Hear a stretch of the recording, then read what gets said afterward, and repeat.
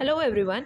आज हम देख रहे हैं meaning of deferred revenue expenditure in accountancy. This is a very common term. The meaning is there are certain expenditures which are revenue in nature but the benefits of which is likely to be derived over a number of years. This is known as deferred revenue expenditures.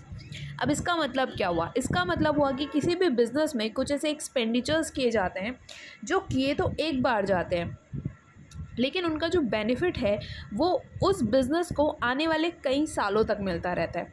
ऐसे expenditures का सारा amount हम एक साथ P&L account में current year में debit नहीं करते हैं, बल्कि जितने सालों तक बेनिफिट्स मिलेगा उसके अकॉर्डिंग हम क्या करते हैं, एक्सपेंडिचर को डिवाइड कर देते हैं और फर्दर ईयर्स का बाकी अमाउंट बैलेंस शीट में असेट साइड शो करते हैं।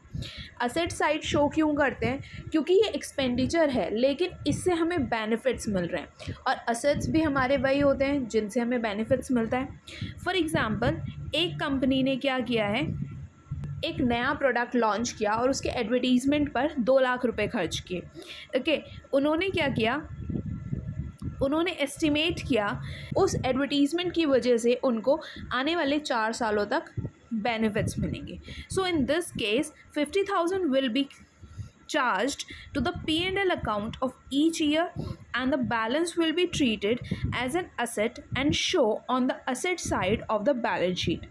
फर्स्ट ईयर में 150 बैलेंस शीट में शो करेंगे, सेकेंड ईयर में 1 लाख एंड थर्ड ईयर में 50,000. हमने इसको कैसे कैलकुलेट किया? 2 लाख रुपए टोटल हमने खर्च किए थे, 4 ईयर्स तक हमें उसका बेनिफिट मिलने वाला था।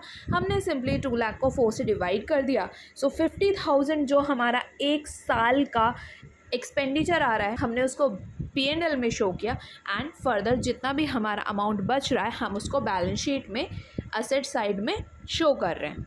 That's all for now. Thank you.